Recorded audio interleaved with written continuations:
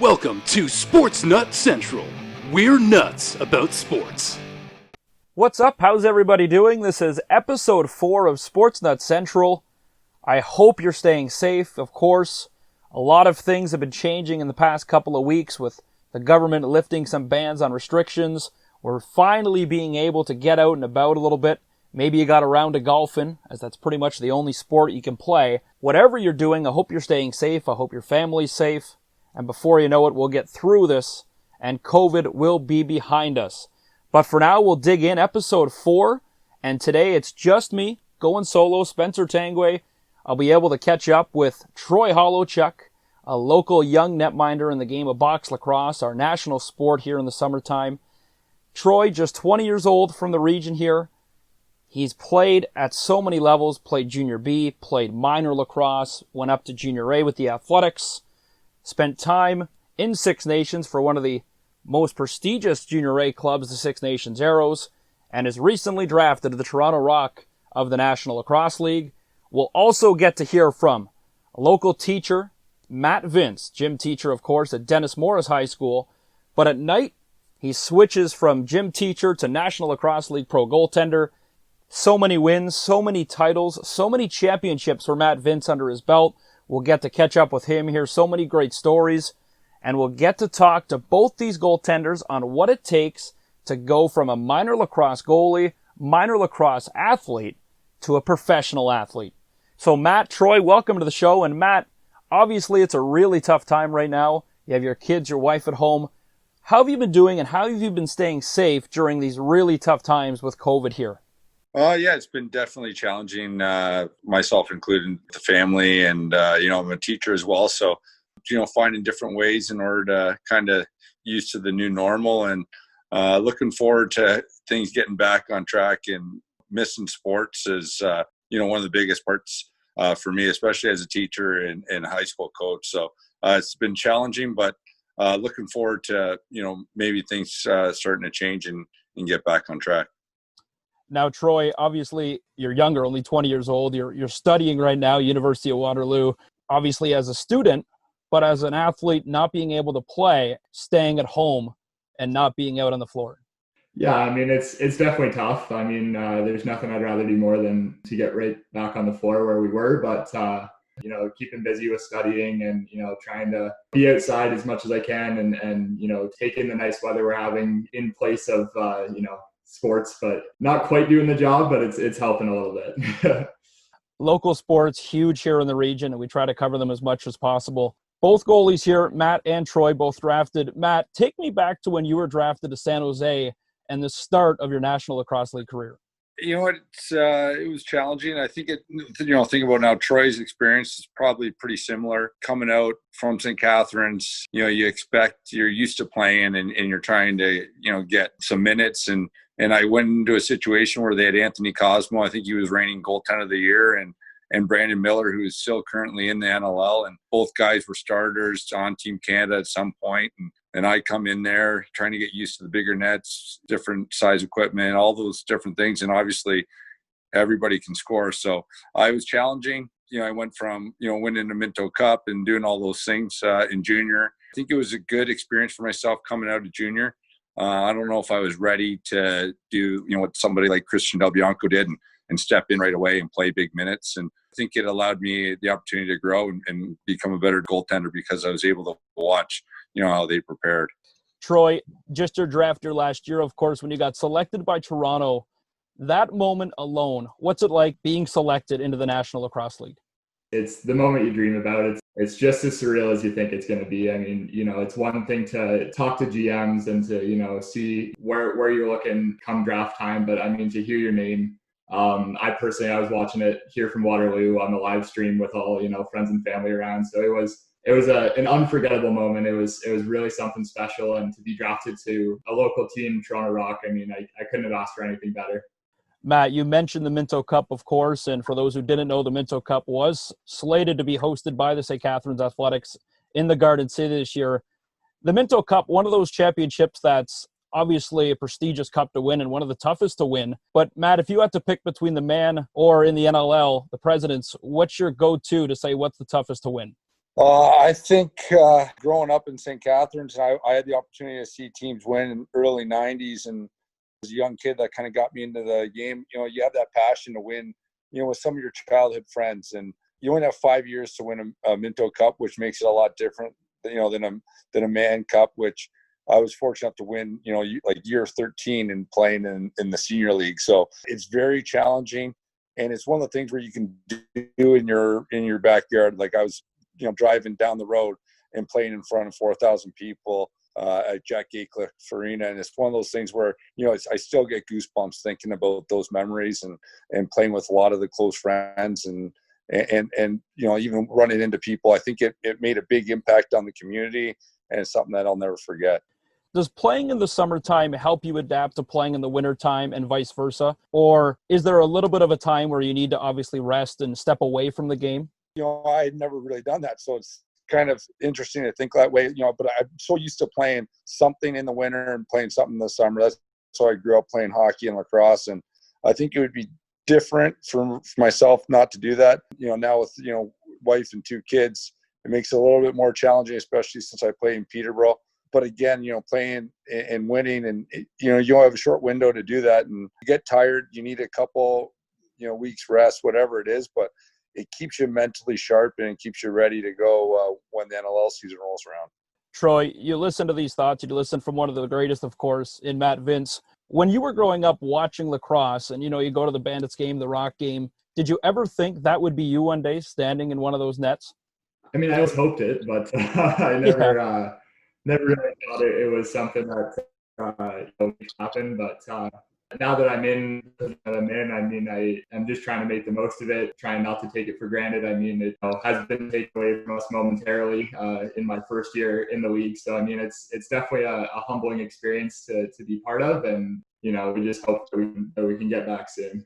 The Toronto Rock, local team, of course, one of the 3 local teams around here from the Niagara region. What have they been like as an organization? Of course, Matty Sawyer, Nick Rose, one of the other great goaltenders in this league. What have they been like to help you develop as a goaltender in your first year with the Rock? Everyone with the organization has just been a class act. I can't stress enough how amazing that first year has been. Rosie was an excellent mentor, kind of showed me, what it takes to be one of the best in this league and to compete at this level.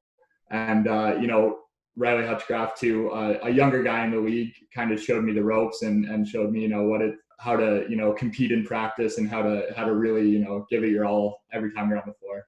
This question's for both of you. I was talking to Jeremy Bailey on the phone today earlier, and he wanted me to ask, what age do you feel a goaltender should pick up the goaltender stick rather than a player stick? Because it's pretty obvious you're not going to pick up a player or a goalie stick first, rather. Probably play with a player stick in your hand first. When should you stick to goaltending if you want to be a goaltender at a pro level or even a junior level?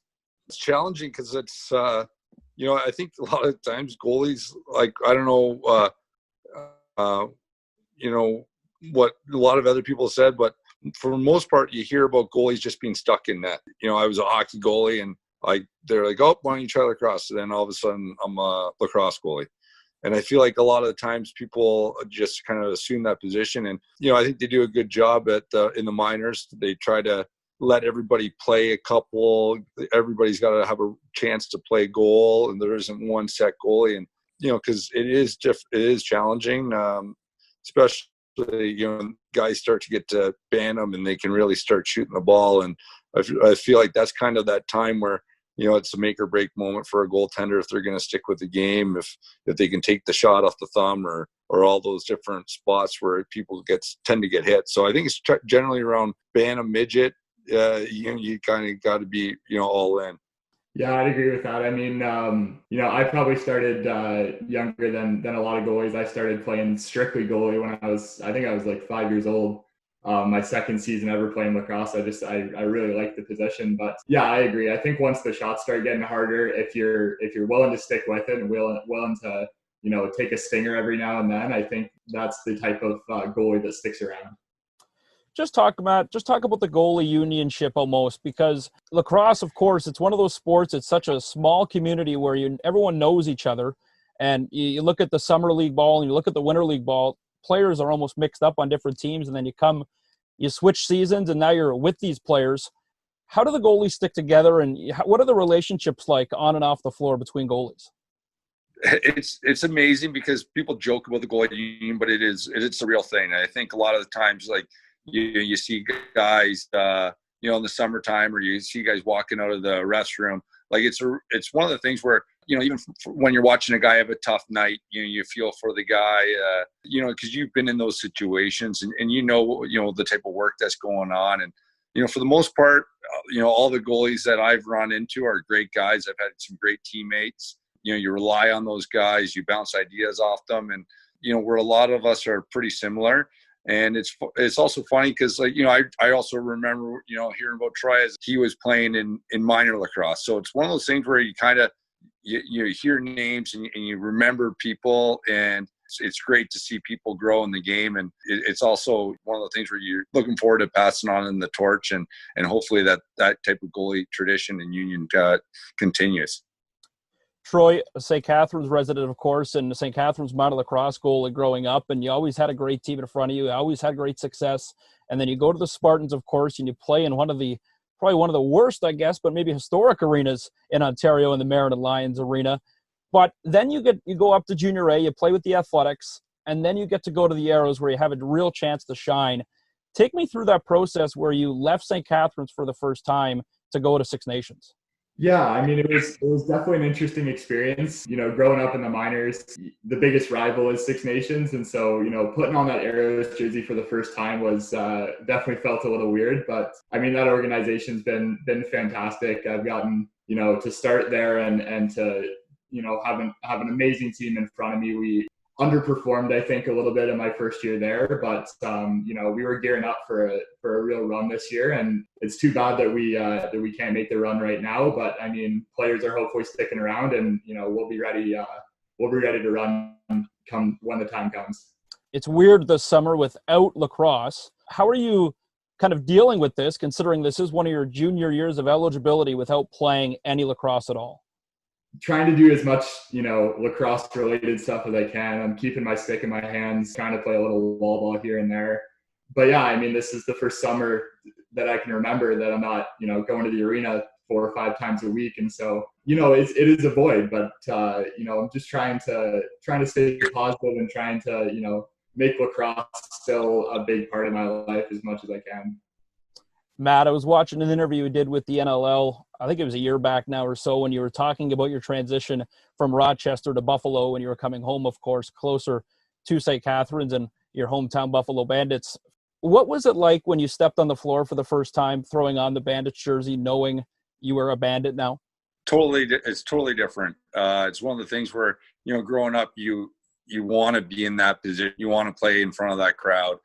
When you go around the play in all the different barns, a lot of the times people will say one of the greatest atmospheres ever is playing in Buffalo. And it doesn't matter if you're on the Bandits, if you're an opposing team, it was always one of those places, when I was playing in New York, Rochester, I look forward to coming and playing in front of my, friends and family, a place where I went to school.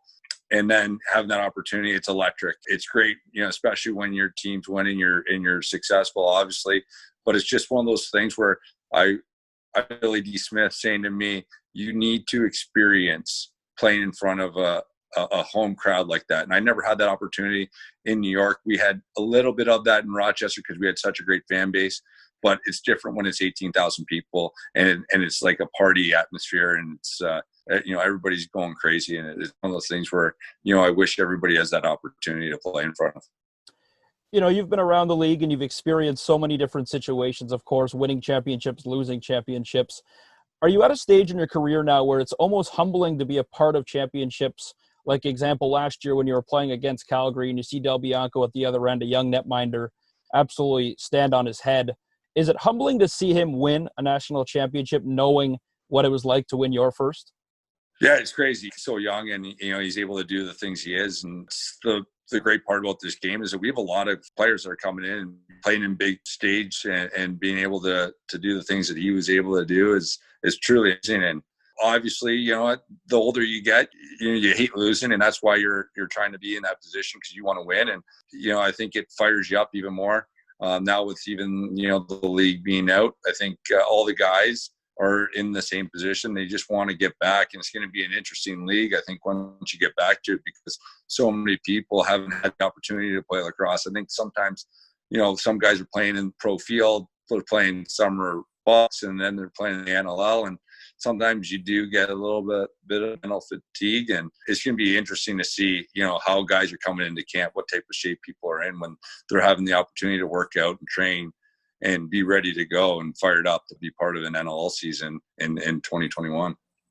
Troy, when you get back on the floor eventually, when the arena's open back up and you're able to get balls thrown at you once again, what's a part of your game that you've always wanted to improve? And maybe the Rock have mentioned you need to improve this, need to improve that to get ready for the next season. Yeah, I think the biggest thing. Don't tell anybody. Oh, good point. I'm nothing too specific, but good point.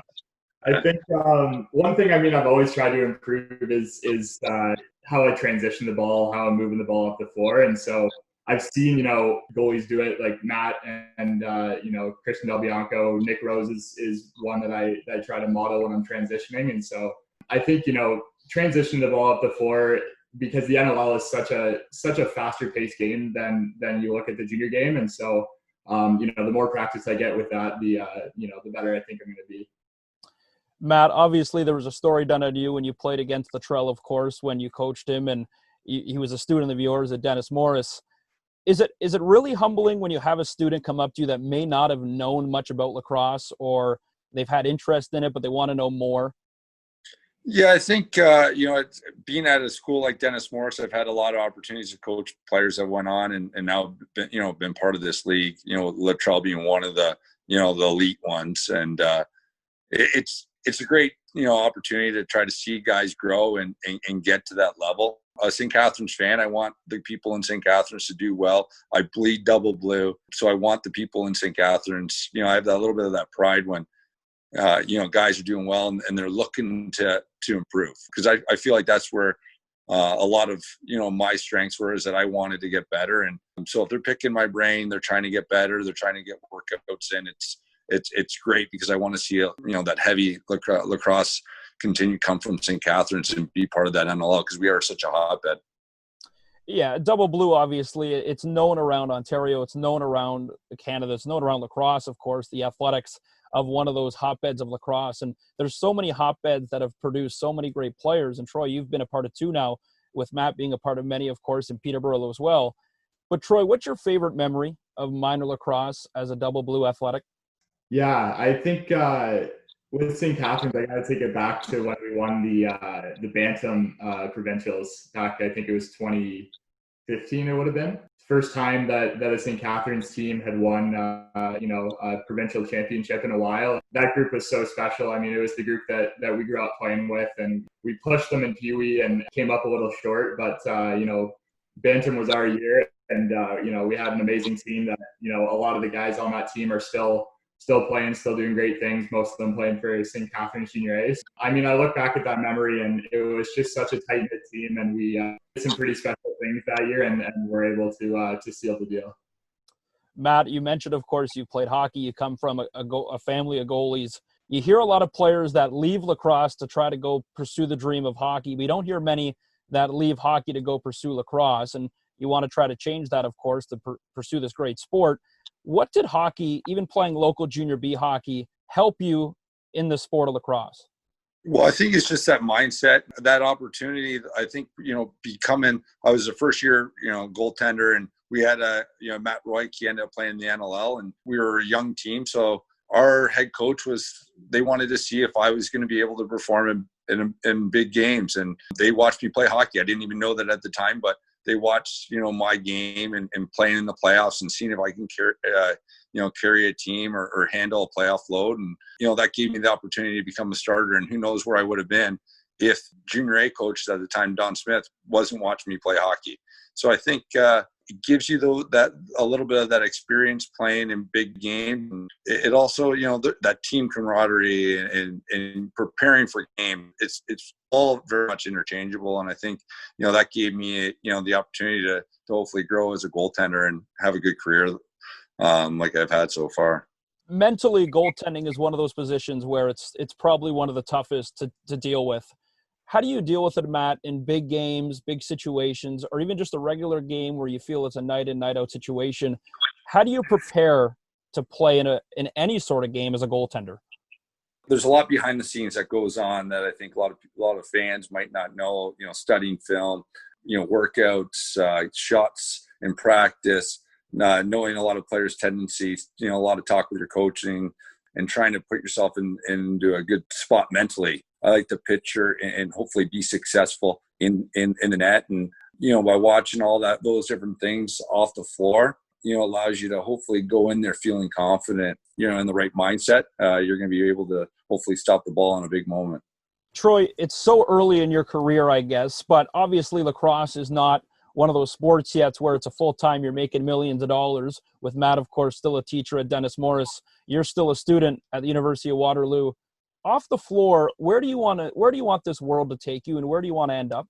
Yeah, that's a great question. I think, I'm studying actuarial science at Waterloo, so looking to do something either statistics-based or actuarial science. But I don't know. I mean, there's a lot of possibilities. There's a lot out there for the field that I'm studying, and so off the floor, the studies come first, but I'm really looking to push that lacrosse career to the next level.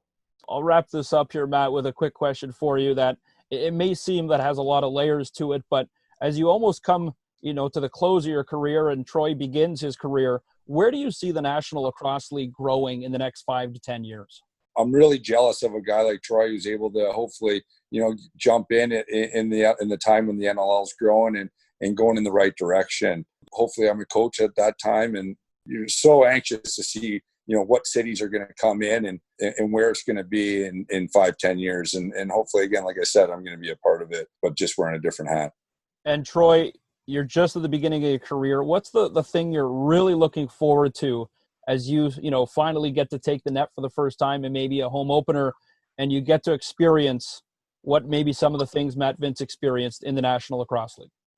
Yeah, I think Matt touched on it. The league's growing so quick. The minute I get to step into the net in an NLL game, will be unforgettable moment and my chance. And I just right now I'm focused on preparing for that chance and doing everything I can to set myself up for some success in the league. Well, I mean, I can speak for probably all of us. We obviously want to get back on the floor as soon as possible. Desperate situations with no lacrosse and no sports in general. But until then, I thank you guys for coming on, and I wish you nothing but the best in your successes going forward in lacrosse. But for now, be sure to stay healthy, and thanks for doing this for us. Sports Nut Central. We're nuts about sports.